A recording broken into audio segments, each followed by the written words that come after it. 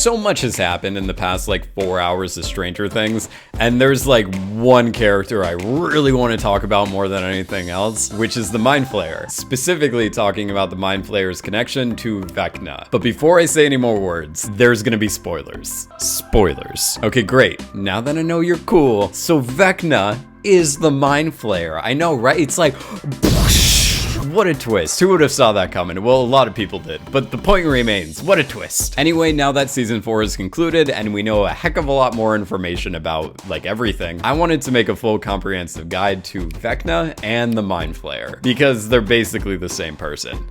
Because they are the same person. And don't worry if you've already seen my Vecna Explained series, because I'm going to be adding way more information in this video. So the Mind Flayer is actually going to help us better understand Vecna, the Freddy Krueger of Stranger Things. Both Freddy and Vec are villains that haunt people in their dreams. Both only target teenagers, or at least Vecna only targeted teenagers for the, majority of season 4. But when Vecna was operating as the Mind Flayer, he totally targeted everyone else. Both Freddy and Vecna have the claw thing going on, and both were banished from society and burned after they killed a bunch of children. The actor Robert Englund, who plays Freddy Krueger in pretty much all of the Nightmare on Elm Street films, also plays Vecna's father, Victor Creel. Oh, also, back in season 1 when the Demogorgon tried to break through the wall, it stretched out the wood the same way that Freddy does during this scene in the first Nightmare on Elm Street. So there's freaking Freddy Krueger references all over this series. Vecna used to be this kid known as Henry Creel up until Henry used his psychic abilities to kill off his family and frame his dad for the murders. You know, classic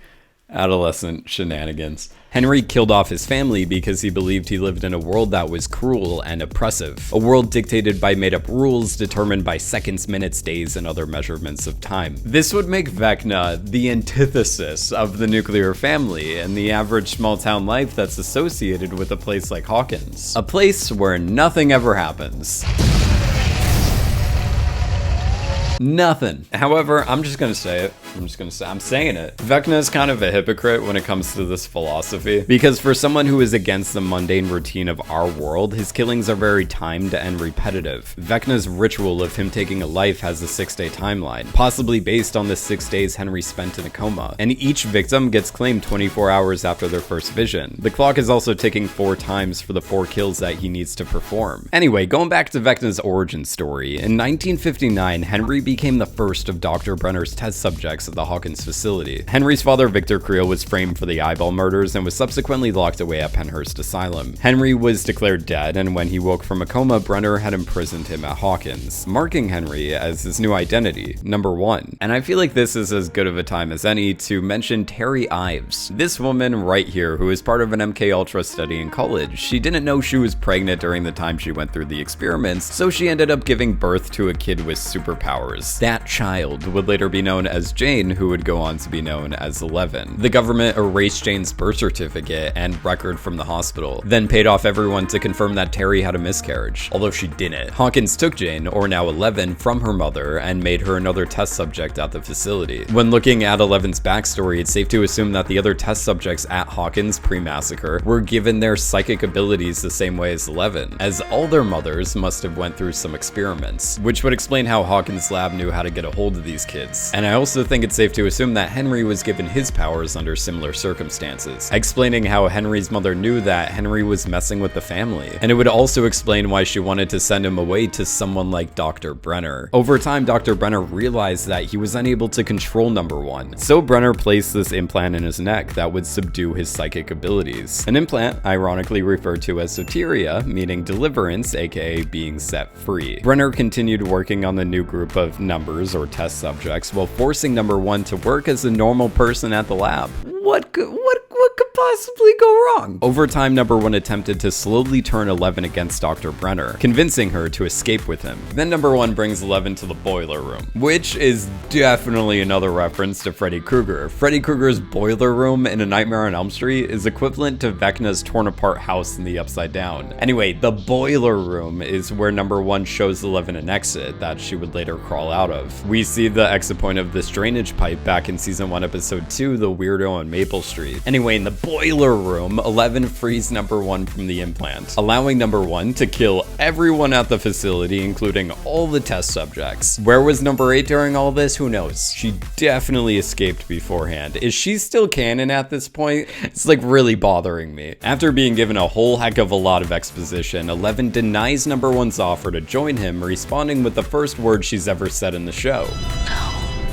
My favorite part about number 1 and Elf fighting is the way that they filmed it. In this shot of 11, the colors of the rainbow are going in one direction, while in this shot of Vecna, the colors of the rainbow are going in the complete opposite direction, signifying how Vecna is going to be put in the upside down. When El banishes number 1 to the upside down, also known as the Veil of Shadows, he discovers these particles to utilize and transform into the Mind Flayer, manipulating these particles the same way that he would later go on to control the Demogorgon, the Flayed, etc. At his old house in Hawkins, Henry discovered a nest of Black Widow spiders. He found commonalities between the spiders and himself, as both of them are solitary creatures who are misunderstood. In the lore of D&D, the Mind Flayer believes that he's the master race, and views all other races as inferior. Vecna clearly looks down at humans and sees everyone, especially people like Dr. Brenner, as less than himself. So number 1 was desperate to transcend from his human form to a different one. Number 1 claimed that the spiders are the gods of our world, so he created the Mind Flayer in their image, the perfect design to represent the god of the Upside Down. Vecna is responsible for the Upside Down we know and love today. You can really see how much Vecna transformed the Upside Down to his own design. It starts as this yellow sunset-y vibe, but then gets changed to this black and red color scheme matching the colors of a Black Widow spider. Anyway, Dustin was wrong. For the first time, I know Dustin is the guy who thinks, but he was wrong when he said that Vecna is the equivalent of a 5-star general, as Vecna is the one who controls the Mind Flayer, who controls the hive mind. The particles that make up the Mind Flayer are just another tool that Vecna utilizes, like the Demogorgons, or the Demodogs, or the Flayed, or the Tendrils, or the Bats, or you get the point by now. It's Vecna who is controlling the Upside Down. Seeing the Demogorgons roaming around during Vecna's arrival in the Upside Down proves that the creatures inhabiting the realm are sentient, independent creatures who have just become flayed or controlled, which is why we saw some humanity in Dart back in season 2, because like humans, they're not one-dimensional creatures. In season 2, when Will was possessed by the Mind Flayer, he became part of the hive mind, so he could feel parts of the Upside Down that were being burned. Being part of the Mind Flayer's hive mind means that Will was part of the Flayed being where the Mind Flayer takes over the victim's mind, and the victim basically becomes part of him. Once you become Flayed, you never really escape Vecna. We're about 2 seasons past the exorcism of Will Byers, and Will can still sense when the Mind Flayer is near because he still has a connection to him. And in season 3, we saw that all members of the Flayed could feel when one of them gets hurt. So it was a smart choice at the end of volume 4 to have Jim, Joyce, and Arrowfingers over here to be fighting the Demogorgons and Demodogs in Russia, as it did have an effect on the battle between everyone else in Vecna. By the way, I'm just gonna say that Will has it kinda rough with the whole, being haunted for most of his childhood. And I feel like after season 2, the writers just decided to make everyone stop caring about him. Guys, I'm still here. Guys. There's even that moment during volume 4 where they're at the skating rink and you can see this one guy with a video camera, and the date that we see on the video is March 22nd, which is Will's birthday, meaning everyone forgot about his birthday. Anyway, who cares about Will? Back to Vecna. Vecna wanted to combat the supposed unnatural structure of our world by feeding on the weak and bringing balance and order to an unstable ecosystem, acting like the Black Widow spiders he grew to admire. Back in season 2, it's explained that the Mind Flayer wants to spread and take over other dimensions, destroying our world as we know it in order to conquer us all. And the Mind Flayer did try to spread into our world throughout the entire series. At first, he was just waiting for someone to cast a Shadow Walk, aka creating a massive amount of energy to open a tear in space and time to create a gate. Vecna / the Mind Flayer has had this grudge against 11 throughout the entire series. It wasn't because Elle shut the gate on him back in season 2, it was because she turned him into the monster he is today. Vecna never left the part of the Upside Down that's right over Hawkins, which is why the Russians needed to be in Hawkins and operate from the Starcourt Mall in order to open the doorway into the Upside Down. In season 3, it's revealed that Vecna wants to build, but he also wants to prioritize killing 11 and getting his revenge. All this time, we've been building it.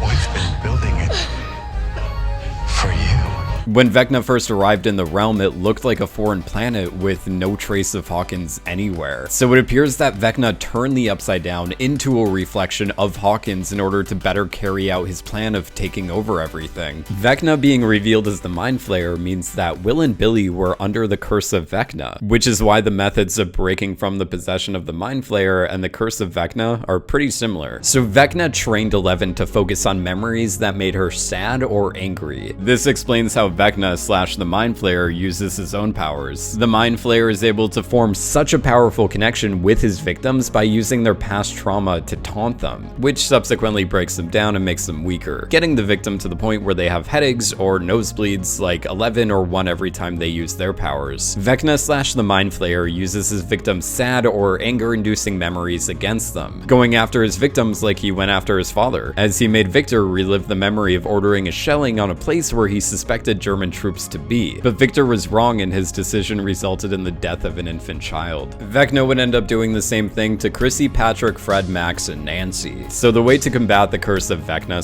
/ the Mind Flayer is using happy or good memories, which can be triggered by music. When Victor was in the flashback thinking he was about to get killed, he heard the song Dream a Little Dream of Me by Doris Day. He followed the voice and was able to escape. Max used Running Up That Hill by Kate Bush to escape the nightmare she was gonna get killed in. Back in season 1, the one thing that kept Will alive longer than someone like Barb is that he kept singing the song Should I Stay or Should I Go to himself during the entire time he was in the Upside Down. In season 2, when Will became possessed by the Mind Flayer, the way they were able to break through and make contact with Will was by playing his favorite music and reminding him of their favorite memories with him. Joyce reminds Will of his birthday on March 22nd and tells him a story about him turning 8 and getting a bunch of crayons and drawing a rainbow spaceship. Jonathan reflects on the memory of him and Will constructing Castle Byers, and Mike reminds Will of the first day they met. This allowed Will to break through enough to communicate with the group using Morse code. Eleven was able to reach Flayed Billy by reminding him of this 7-foot wave he told his mother about, then further describing the memory of him and his mother on that beach. Throughout the series, Vecna / the Mind Flayer was reliant on Hawkins Lab or the Russians having gates open to the Upside Down, but after just so many failures, he decided to open his own gates. From his time as the Mind Flayer, Vecna found a way to make a powerful psychic connection with his victim, a connection powerful enough to rip a hole in the fabric of time and space. Opening a gate at Eddie Munson's house on the street where Fred died, Watergate, and Max technically dying for 1 minute allowed for the final gate to open in the Creel house. During this process of the 4 gates connecting and destroying Hawkins, it resulted in Jason getting split into 2. How do I feel about Jason's death? I don't know. I'm pretty 50-50 about it.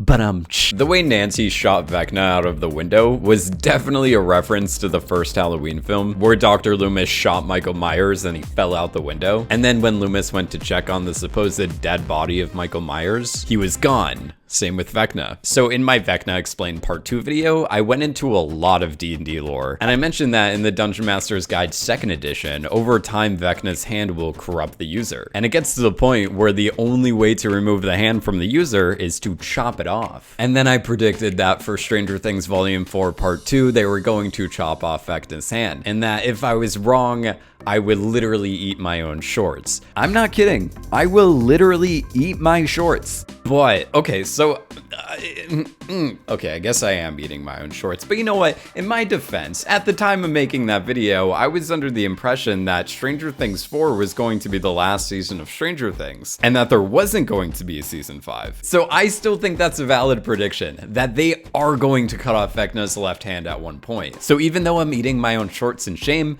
that is still a valid prediction, and they are cutting off Vecna's hand. Whenever Volume 5 comes out, I will be right, and no one's gonna care, but I'm gonna be right. Anyway, I'm excited to see this war in Hawkins that Dr. Owens was typing up this season. Oh yeah, and by the way, I'm just gonna say it. I don't care if everyone hates me for this, but I thought Eddie's death was sad. But anyway, those are all the thoughts that I have today on Stranger Things. If you guys want more Stranger Things videos, please let me know. I can make them. Thanks for watching.